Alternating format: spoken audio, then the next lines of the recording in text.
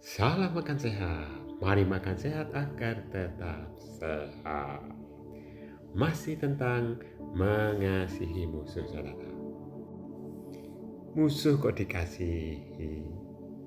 Musuh itu untuk dikalahkan, ditaklukkan. Ya, di mana-mana musuh itu untuk dikalahkan, dilawan, ditaklukkan, namanya juga musuh. Iya enggak? Nah, selama kita memandang seseorang sebagai musuh, ya, maka kita akan memusuhinya. Namanya musuh. Kita akan berusaha mengalahkannya, berusaha menyingkirkannya, menjatuhkannya. Iya toh? Lantas apa maksud Tuhan Yesus yang mengatakan kasihilah musuhmu? Apakah Tuhan bercanda nih? Ya, patut kita ingat ya, perintah Yesus tentang kasihilah musuhmu itu adalah rangkaian khotbah di bukit. Ya. Nah, sebelumnya kan Tuhan Yesus bicara tentang kebahagiaan, saudara. Rahasia kebahagiaan. Nah, tentu perintah mengasihi ini tidak terlepas juga dari kebahagiaan itu sendiri, saudara. Kalau Tuhan Yesus mengatakan kasihilah musuhmu, itu bukan berarti kita punya musuh ya.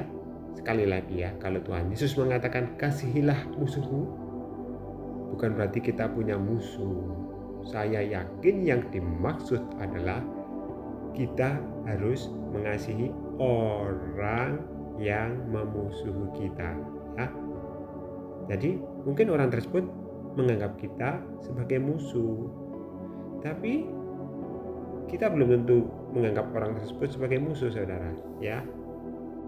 Ketika kita menganggap orang tersebut bukan musuh, walaupun dia tidak suka sama kita, walaupun dia membenci kita, tapi kita tidak menganggap dia sebagai musuh, kita memposisikan dia sebagai sahabat, saudara. Apa dampaknya, saudara? Kalau kita tidak punya musuh, maka hati kita tidak akan terusik oleh perlakuan orang tersebut terhadap kita, karena kita tidak menganggapnya sebagai musuh. Hati kita akan tetap tenang ketika melihat dia, tidak panas. Itu dampaknya. Jadi itu sebenarnya dampaknya kepada diri kita sendiri. Kita tidak akan terusik, tidak akan gitulah istilahnya ya, tidak akan marah karena kita tidak menganggap orang tersebut sebagai musuh, walaupun mungkin orang tersebut secara normal itu menjengkelkan, ya. Nah, kita kutip ya Roma 12 ayat 17. Bunyinya seperti ini. Janganlah membalas kejahatan dengan kejahatan. Lakukanlah apa yang baik bagi semua orang, saudara. Jadi kita melakukan kebaikan itu bukan hanya kepada orang yang baik kepada kita, tetapi kepada semua orang. Kita tidak perlu membalas kejahatan dengan kejahatan. Iya kan? Itu yang ditulis dalam Roma 12 ayat 17. Malah yang ayat 20 berbunyi seperti ini. Tetapi jika seterumu lapar, berilah dia makan. Jika ia haus, berilah dia minum. Dengan berbuat demikian, kamu menumpukan bara api di atas kepalanya. Nah, justru ketika kita membalas kejahatan dengan kebaikan, itulah cara yang baik untuk membalas. Tapi balas dengan kebaikan ya. Kemudian yang ayat 21 berbunyi seperti ini. Janganlah kamu kalah terhadap kejahatan, tetapi kalahkanlah kejahatan dengan kebaikan. Nah, ini adalah perang terhadap diri sendiri ya. Bagaimana kita bisa mengalahkan kejahatan dengan kebaikan. Jadi sebenarnya musuh terbesar itu bukan orang lain, saudara. Musuh terbesar itu adalah diri kita sendiri.